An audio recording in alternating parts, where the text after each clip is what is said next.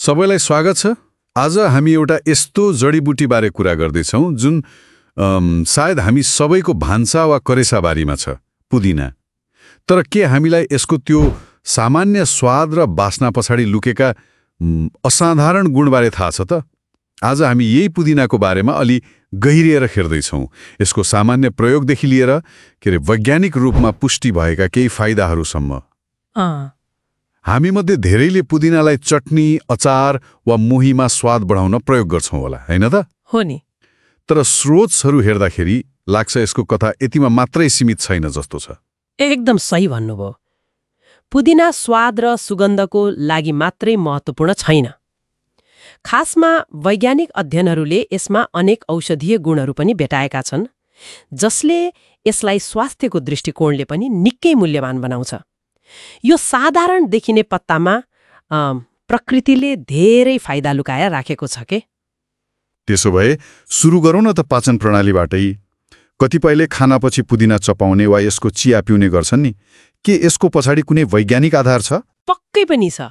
परम्परागत रूपमा हेर्ने हो भने आयुर्वेदमा पुदिनालाई दीपक भनिन्छ, मतलब पाचन अग्नि बढाउने औषधि। अनि आधुनिक विज्ञानले पनि यसलाई समर्थन गर्छ।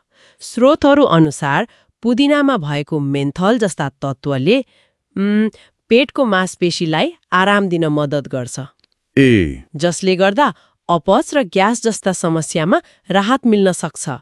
यसले पित्तको प्रवाहलाई पनि सहज बनाउने देखिन्छ, जुन पाचनका लागि आवश्यक छ नि।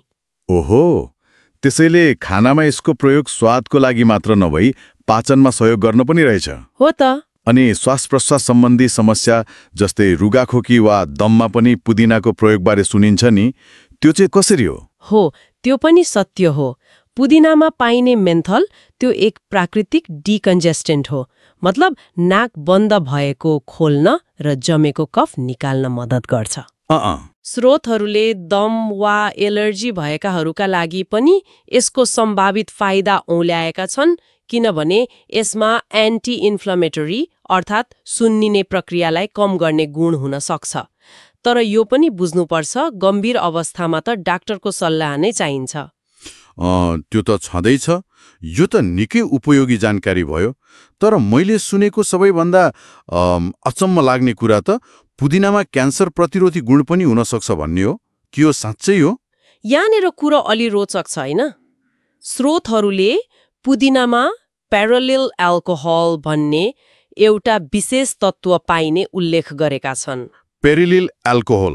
हो, यो एक प्रकारको फाइटोन्युट्रिएन्ट हो, मतलब बिरुवाले उत्पादन गर्ने रसायन जसले मानव स्वास्थ्यमा राम्रो असर पार्न सक्छ। प्रयोगशाला अध्ययनहरूमा के देखियो भने यो पेरिलिन एल्कोहलले विशेष गरी कोलन, छाला र फोक्सोको क्यान्सर कोशिकाहरूको वृद्धि रोक्न मद्दत गर्ने देखिएको छ। ए हो र? केही स्रोतले त यसले ट्युमरमा रगत आपूर्ति गर्ने कोशिकाहरूलाई पनि असर पार्न सक्ने बताएका छन्।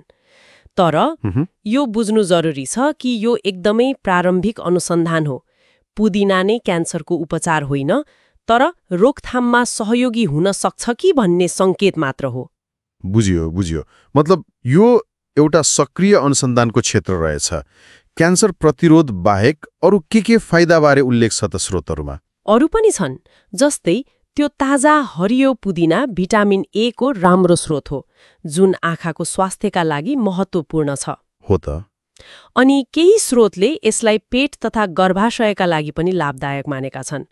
गर्भाशयलाई सक्रिय पार्ने र महिनावारी नियमित गराउन पनि सहयोग पुर्याउने भनिएको छ। यसका साथै यसमा ब्याक्टेरिया र ढुङ्सी विरुद्ध लड्ने क्षमता पनि हुन्छ।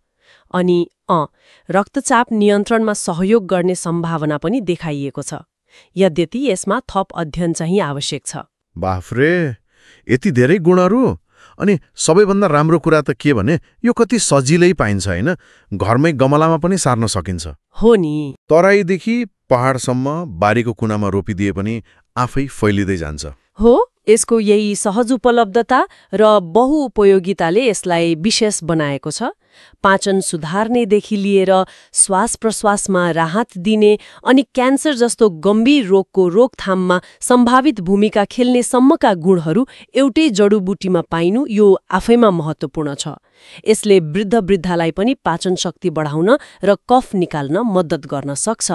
त्यसो भए आजको हाम्रो यो छलफलबाट के देखियो भने हामीले सामान्य ठानेको पुदिना त वास्तवमा स्वास्थ्यवर्धक गुणहरूको खानी रहेछ। पाचन, श्वास प्रश्वास, सम्भावित क्यान्सर प्रतिरोधी क्षमता, भिटामिन ए प्राप्ति, अरू प्रणालीगत फाइदाहरू सूची त लामै रहेछ। निश्चय पनि। र अन्त्यमा एउटा विचारणीय प्रश्न छोडेर जाउँ न त, हैन? अब भन्नुस् न। जब पुदिना जस्तो औषधीय गुणले भरिपूर्ण, यति सजिलै उपलब्ध हुने र घरमै हुर्काउन सकिने जडीबुटी हाम्रो पहुँचमा छ भने के यसलाई आफ्नो दैनिक आहार वा जीवनशैलीमा अलिकति बढी स्थान दिनु हाम्रो स्वास्थ्यका लागि एउटा सरल तर अर्थपूर्ण कदम हुन सक्दैन र? यसको सम्भावित फाइदाहरूलाई हेर्दा यसबारे सोच्नु पक्कै पनि लाभदायक हुन सक्छ।